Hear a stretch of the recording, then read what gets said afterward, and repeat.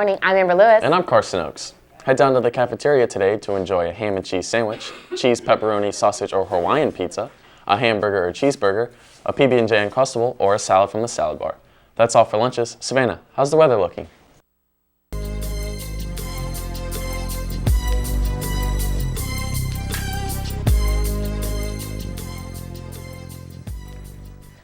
Well, Carson, it's 56 degrees out this morning and clear with absolutely no chance of rain. There's 98% humidity contributing to the thick fog that could be seen this morning. There will be a low of 54 and a high of 72, and tomorrow it will continue to warm with a high of 76. Where are you today, Michael?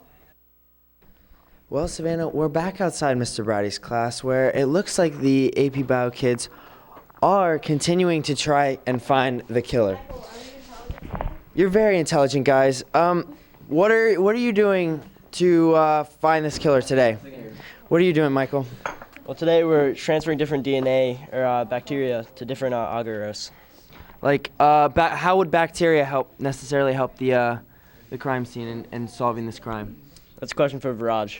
Oh, all right. Well, he just threw you under the bus there, Viraj. What would this bacteria do to help bring this criminal to justice? This doesn't have to do with the criminal. This is actually a completely different lab. Whoa. We're working on two labs simultaneously. So this bacteria has to do with seeing how we can transform genes to fit into another bacteria. Get your stuff straight, Michael. Yeah, come on. I'm sorry, but that is very complicated. Once again, you are showing me your skills. I mean, incredible. Back to you guys in the studio.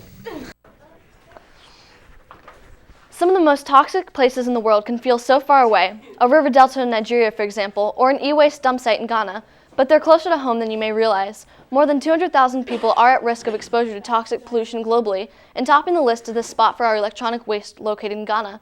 This very electronic waste harbors close to half of all the elements on the periodic table, ranging from arsenic to zinc. Left unchecked, these toxins can cause enormous damage, especially in poor countries with no or little environmental remediation. Others on the list include radiation-infused site of Chernobyl and Citarum River in Indonesia. That's all in weather news. Amber, what's happening at the Sims Park?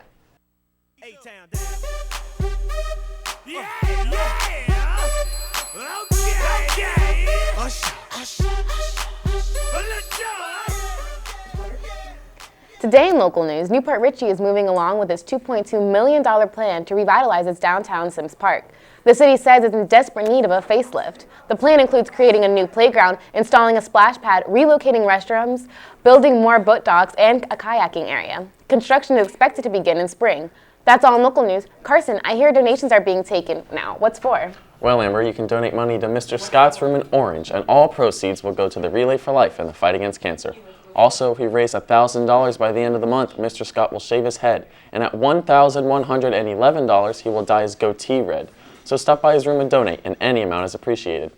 Also, senior IDs are in the media, so stop by quickly during passing and pick up your card. And there is also a GSA meeting Friday morning in Mr. Conrad's room starting at 8 a.m.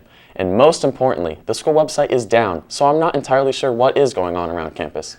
That's all that's happening around the ranch as far as I know, so let's send over to Ryan in the sports cage. May I have your attention, please? May I have your attention, please? Will the real Slim Shady please stand up? What's up, Mustangs? Ryan Garcia here in the Sports Cage. Last weekend in the NFL was the conference championship games. The first two games was the Seattle Seahawks beating the Green Bay Packers in overtime. The Packers went up 16-0 in the first half and caused the Seahawks to turn the ball over 4 times, but they did give up the game in the second half. And the second game was the Colts and the Patriots, and there's not much to talk about in this game besides that the Patriots dominated them and won by more than 5 touchdowns. The Patriots did earn a spot on the biggest blowout victory in postseason history. On February 1st, the Patriots will be taking on the Seattle Seahawks in the Super Bowl. And in Mustang sports last night, the boys basketball team played another district game, and we won again. This time we took on Dixie Hollins and got an easy win by 13 points. And only one person had double digits last night, and that was Lawrence Watt. He had 17 points in the first quarter alone, and he ended with a 38-point total. Kyle Rappaport was second with 7. We are on an 8-game winning streak and 7-0 in the district. Our next game is tomorrow night against Pasco. And in other news, the boys soccer team lost to Freedom High last night, and their season came to an unfortunate end, but they still had a great season. That's all for me in the Sports Cage. Amber, what's new around the nation?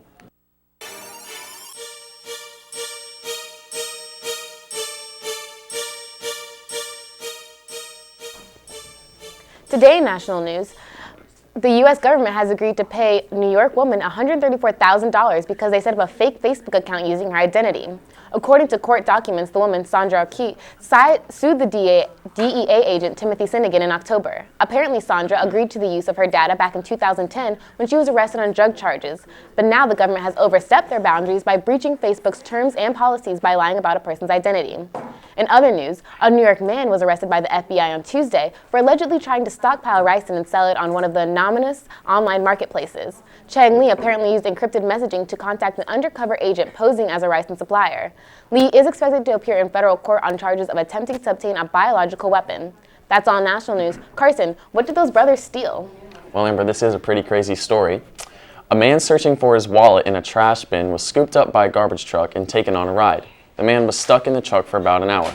The man stated that he used the lumber in the truck to reach the top of the garbage pile to avoid the compactor, but was still taken to the hospital to get treated for his back and neck pain. In another crazy news, a man says he was cited by police outside Atlanta for eating a cheeseburger while driving. Turner says the officer told him he saw him eating the cheeseburger for 2 miles, telling him, "You just can't go down the road eating a hamburger." The ticket, issued under Georgia's distracted driving law, states in the comments section that the offense was eating while driving. Turner is to appear in court February 3rd.